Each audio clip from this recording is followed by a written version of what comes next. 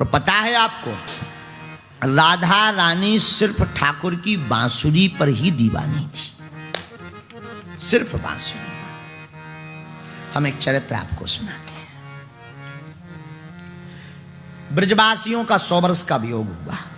ठाकुर जी 100 वर्ष तक नहीं मिले वृंदावन वालों से, न राधा रानी से। जब से वृंदावन छोड़कर मथुरा गए, द्वारका के राजा बने, 100 साल तक मिले नहीं।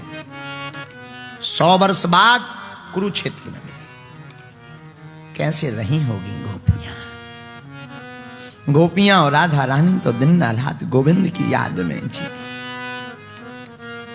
नित्य मथुरा की गली में गोपियां बैठ जाएं, आज हमारे मोहन आएंगे।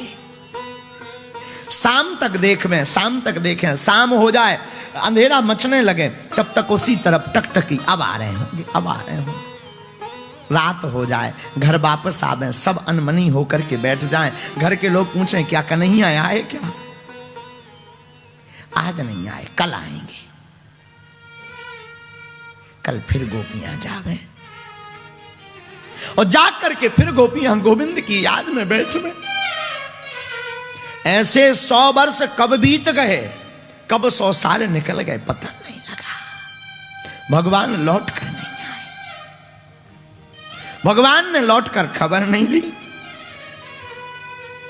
गोपियों पर क्या बीती ये तो गोपियां जानती।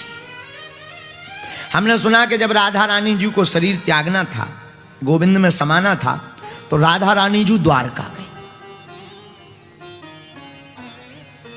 तो भगवान द्वारका के बाहर राधा जी बैठ गई। और जब बैठी, हमने कहा था आज की कथा बहुत अद्भुत है, बाहर जाकर के बैठ गई। और जब जाकर के बैठी तो ठाकुर जी सबसे लुकते छिपते पहुंच गए। राधे तुम कब आई हो? हंस पड़े भगवान। कब आई राधे?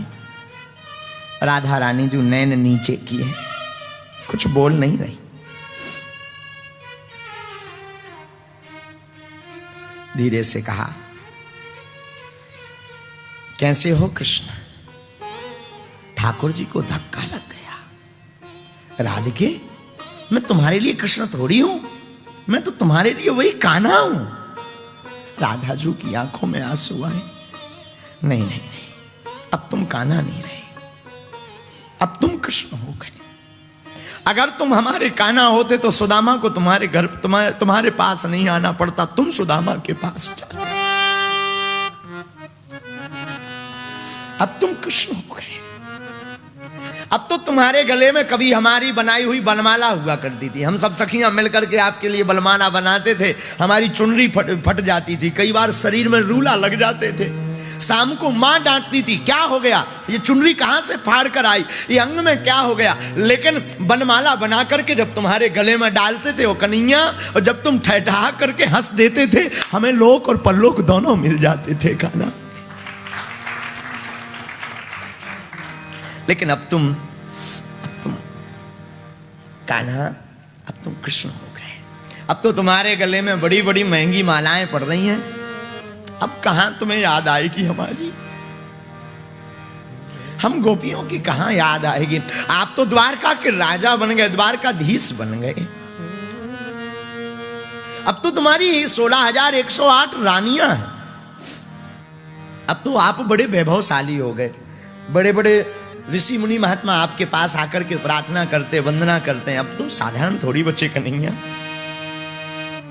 भगवान आज कुछ नहीं बोल रहे, चुप हैं आज।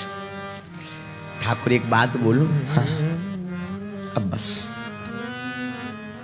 मैं अंतिम बार तुमसे मिल लिया। श्री राधा जी बोली, कन्हैया आज के बाद अब दोबारा कभी मिलन नहीं होगा। भगवान की आंख भर आई। अब पूरी श्रीमद् भागवत में ठाकुर जी पहली बार हुए, पहली बार। कहां जा रहे ये तो पता नहीं, पर जा रहे हैं। तुम्हें तो सब पता है। भगवान बोले, देखो कुछ मांगो तुम हमसे, आज तुम कुछ मांगो, श्री राधा जी बोली, क्या नहीं पाया हमने? हमने आज तक प्रेम कुछ पाने के लिए नहीं, सब कुछ अर्पण करने के लिए किया। याद रखना ठाकुर, भले ही तुम्हारे 16,108 विवाह हो गए, जगन्नाथ का एक मंदिर छोड़ करके विश्व में कहीं पर अगर तुम्हारी बात होगी तो वहां तुम्हारी राधा की जरूर चर्चा आएगी। वहां ये तुम्हारी राधा जरूर होगी। हमने तो सब कुछ पा लिया, अब कुछ नहीं पाना है, कुछ नहीं चाहिए। नहीं नहीं, कुछ मांगो ना राधे। एक बात बोलूं कन्हैया, क्या तुम्हें कभी वृंदावन की याद नहीं आई? क्या कभी यशोदा मैया की याद नहीं आई? आंखें उसकी पक गई, बाल उसके सफेद हो गए। क्या जवाब दूं मैं रोज? क्या बोलूं मैं मां को रोज? वो रोज पूछती, क्या आज कान्हा आया? क्या कभी तुम्हें कदम का वृक्ष याद नहीं आया? क्या कभी तुम्हें जमुना का किनारा याद नहीं आया मोहन? क्या कभी तुम्हें वो नटखट लीला करना, वो माखन खाना याद नहीं आया? परसों की कई वर्षों में आए ठाकुर, तुम्हारे बिना पूरी गलियां सूनी है, तुम्हारे बिना अंधेरा मचा है। गोपियों का हाल बेहाल है। जो गैया तुम चराने जाते थे, उन गैयों से पूछो, उन्होंने खाना पीना बंद कर दिया तब से।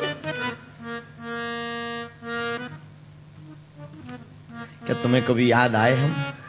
ठाकुर कहते हैं हाँ। अरे तुम्हें कहां याद आएंगे, अब तो तुम्हारे बड़े ठाट बाट हो गए, तुम द्वारकाधीश हो गए, 16,108 रानियां हो गई, नौकर हो गए, तुम्हारे नजदीक सेवा करने वाले लाखों लोग हैं। भला कौन ना तुम्हें सेवा करने वाला मिले ठाकुर। लेकिन याद रखना कन्हैया, ब्रज को तुम भूल नहीं पाओगे। ब्रज जैसा प्रेम तुम कहीं नहीं पाओगे। ब्रज जैसी प्रीति तुम्हें कहीं नहीं मिलेगी। जो ब्रज में तुम्हें प्रेम मिला वो तुम्हें कहीं नहीं मिलेगा कन्हैया, कहीं नहीं मिलेगा। ठाकुर की आंखें बनाई, श्री राधे, हे राधिके, आज तुम हमें रुलाने आई? नहीं नहीं, रुलाने नहीं आए हैं, बस हम तो तुमसे अंतिम बार मिलने आए। आपने कहा कुछ मांगो। ठाकुर मांगू मैं? हाँ हाँ मांगो ना, मांगो। राधा जी ने कहा मैं मांगू। ठाकुर बोले हाँ मांगो ना, मांगो मांगो, बोलो क्या चाहिए। भगवान वृक्ष के नीचे लेटे ही थे और राधा रानी जो सामने खड़ी थी, और राधा रानी जो मानो आज लड़ रही हो अपने प्रेम से। बोले ठाकुर ये बांसुरी लो, एक बार बजा।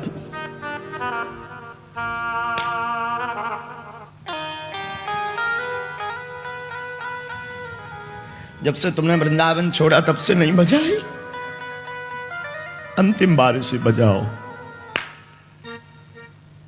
कुछ नहीं चाहिए, अंतिम बार से बजाओ और कुछ नहीं चाहिए। भगवान की आज आंखें डबडबा गई, हमारे माधव की आज आंखें भर गई। भगवान ने वो मुरली ली और मुरली को बजाया, और जैसे हमारे ठाकुर ने मुरली को बजाया और मधुर तान सुनते सुनते राधा भी बेहवल हो गई और अपने आप को शरीर सहित गोविंद के चरणों में समाहित कर दिया।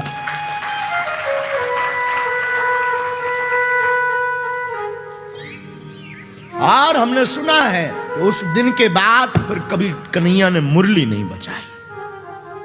उस दिन के बाद कभी मुरली नहीं बजाई। ये मुरली कोई और नहीं, साक्षात शिव ही मुरली बनकर आए हैं।